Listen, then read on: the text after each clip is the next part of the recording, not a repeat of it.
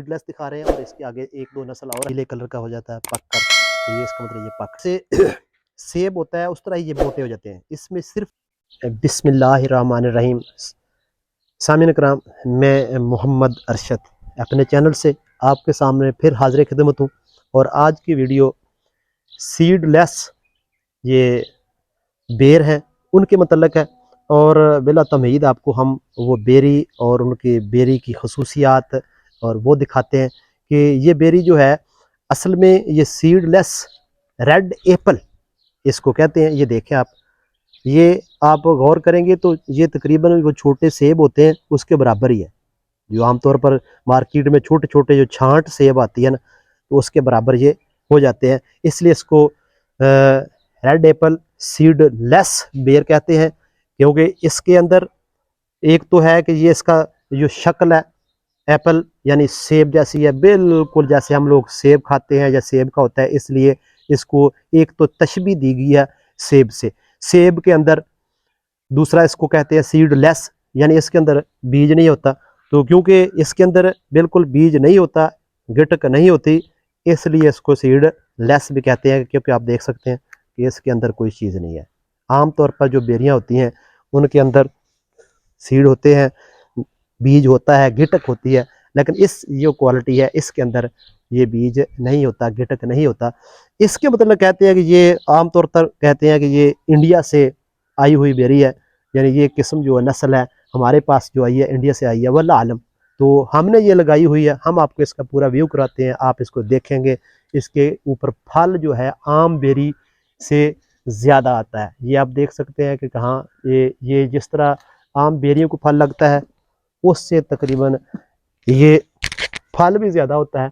और ये इसका कलर भी देख सकते हैं आप लोग, ये कलर कितना खूबसूरत भी है, मोटा भी है, साइज़ में भी इसमें कोई कमी नहीं होती और ये खाने के लिहाज से भी बड़ा जायका इसका होता है। ये जस्ट ये पेवंदकारी करने से, ग्राफ्टिंग करने से हो जाती है। इसका बीज नहीं होते, ये बीज नहीं लगाए जा सकते। इसको बाज़ लोग बोल सुंदर एप्पल बेर भी कहते हैं। तो बोल से मुराद है गेंद, जैसे गेंद नमा होती है, और सुंदर से मुराद है सुंदर खानी अंगूर की इसको साथ मिसाल दी गई है। एप्पल से मुराद तो वही मैंने पहले बता दिया कि इसके अंदर बीज नहीं होता, इसका जायका बिल्कुल सेब जैसा होता है। तो बेर जो बेर की किस्म है इसलिए इसको बेर तो कहना ही है। तो ये आमतौर पर गर्म और खुश्क इलाकों में, यानी पाकिस्तान के हर कोने में, हर जगह पर ये तैयार हो सकती है। असल मसला हमारे पास ये होता है कि जनाब, क्योंकि जहाँ पर जितना गर्म इलाके हैं कम लगेगा, ये इनके पेड़ जो है पानी की कमी होगी, वहाँ पर ये ज़्यादा होती है। अगर पानी कम हो, खुश्क इलाका हो, तो इसके बेर मीठे होते हैं। अगर इसको पानी ज़्यादा लगाया जाए तो इसके बेर फट भी जाते हैं और वो इतने मीठे भी नहीं होते, उसका इतना जायका भी नहीं होता।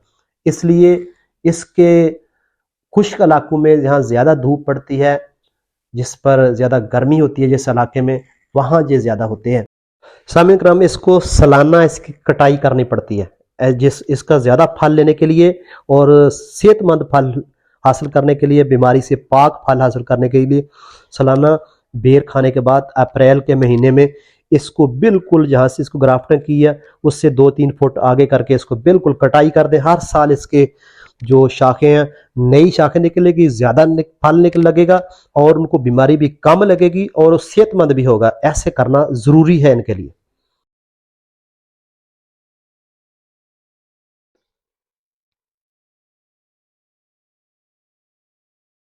जी सामीन कराम, सबसे बेस्ट इसके खाने का टाइम ये होता है कि ये थोड़ा सा तैयार हो जाए तो ये इस तरह खाने वाला होता है, इस तरह। तो अगर इससे ज़्यादा पक जाएगा तो फिर इसकी शक्ल ये बन जाएगी, थोड़ा पीले कलर का हो जाता है पक कर, तो ये इसका मतलब ये पक गया है, ये ज़्यादा पक गया है। सही खाने वाला ये है, या जिस तरह ये है इसकी बैक में थोड़ा सा निशान आ जाए तो ये बिल्कुल समझे तैयार है। अब ये गर्म और खुश्क इलाके में होने वाला ये फ्रूट है। अगर ये पानी में होगा या इसको बारिशें होंगी, ये बारिश हो गई अब, तो ये यहाँ पर आप देख सकते हैं बारिश की वजह से इसकी ये सूरत हाल हो जाती है। इसका मतलब है कि बारिश वाले इलाके में ये कामयाब नहीं है। जब बारिशें होंगी तो ये इसकी सूरत हाल ये हो जाएगी, यार सारे के सारे ये फट जाएंगे, ऐसे फट जाएंगे। बारिश वाले इलाके में ये कामयाब नहीं है, ये खुद ब खुद फट जाएंगे और ख़त्म हो जाएंगे। इसलिए ये गर्म इलाकों की ही फसल है, गर्म इलाकों में ये फ्रूट हो सकता है।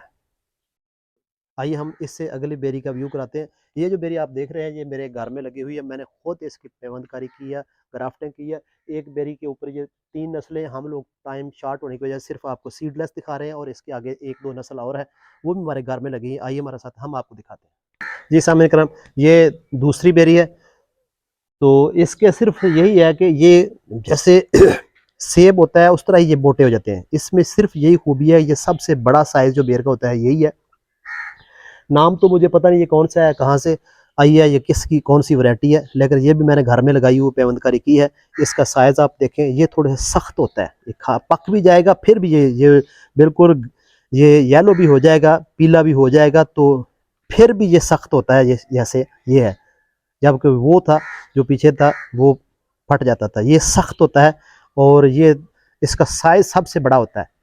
और इसकी ये आप देखें, इसकी ग्राफ्टिंग की है, ये घर के अंदर तैयार किया है। इसको फल काफ़ी लगता है, यह फल आखिर में है लेकिन लगता बहुत है। इसका साइज़ बहुत बड़ा होता है। अब तो आखिर में चला गया, चंद दाने बाकी बचे हैं, जो इससे पहले सब था वो इस्तेमाल हो चुका है। जो चंद एक बड़े बड़े मोटे मैंने आपको दिखा दिया। यानी इसकी ये खूबी है कि ये इसका साइज़ सबसे बड़ा होता है, जितने बेर होते हैं उससे सबसे बड़ा साइज़ का होता है। आइए हम इससे अगला व्यू कराते हैं, अगली बेरी आपको दिखाते हैं। जी सामने कराम, अगली बेरी पे आ गए, अगला व्यू आपको करवाते हैं। यह सामने लगे हुए बेर है। ये पिछले जो दिखाए थे ये मोटे ज़्यादा थे लेकिन ये सख्त हैं, और इसके साथ जो लगे हैं बेर है, इनका रंग थोड़ा सा वाइट होता है। ये थोड़े से ग्रीन रहते हैं, बड़े होकर पक कर भी थोड़े से ग्रीन रहते हैं लेकिन सख्त भी होते हैं। ये पक कर बिल्कुल इस तरह येलो तो हो जाएंगे, और साथ साथ ये इनकी बनस्बत मीठे भी ज़्यादा होते हैं और ये नरम भी होते हैं थोड़े से, यानी ये थोड़े से नरम भी होते हैं उससे। ये मुश्किल काम है, ये पके हुए भी है ना, इसको छुरी से ही काटना पड़ेगा, यानी ये बहुत ज़्यादा सख्त होती है। ये कुछ पिछली वैरायटी जो हमने आपको दिखाई है, ये आप देखें। अब नाम तो मुझे भी नहीं मालूम है, इसका कहते हैं ये सिंधी गोला इसको कहते हैं बाज़ लोग।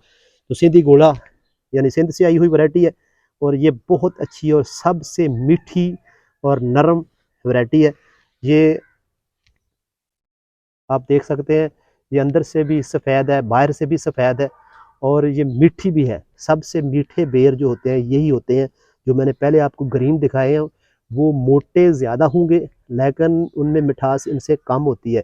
हम समझते हैं कि सबसे जितनी भी वैरायटी है बेरी की, उनमें से सबसे ये जो सफ़ेद वाइट है ना, ये सबसे मीठे और जायके के लिहाज से और साइज़ के लिहाज से भी उससे थोड़े से कम है, लेकिन थोड़ा सा कम साइज़ होने के बावजूद भी बहुत ज़्यादा ये मीठे होते हैं। तो ये वैरायटी सबसे कामयाब वैरायटी है। इसकी भी मैंने ग्राफ्टिंग की घर में के अंदर ही लगाई हुई है। तो ये कोई ऐसा इशू नहीं है, कोई बंदा लगा नहीं सकता, हर बंदा कर सकता है। तो थोड़ी सी कोशिश करने से मैंने ये 3 किस्में आपको दिखाई हैं।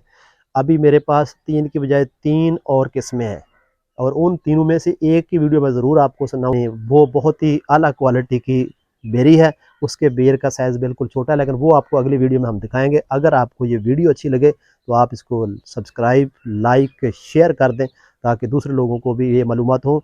तो ये मेरे पास कोई नर्सरी नहीं है, ये सिर्फ जस्ट मैंने अपने घर में अपने पौधे लगाए हुए हैं।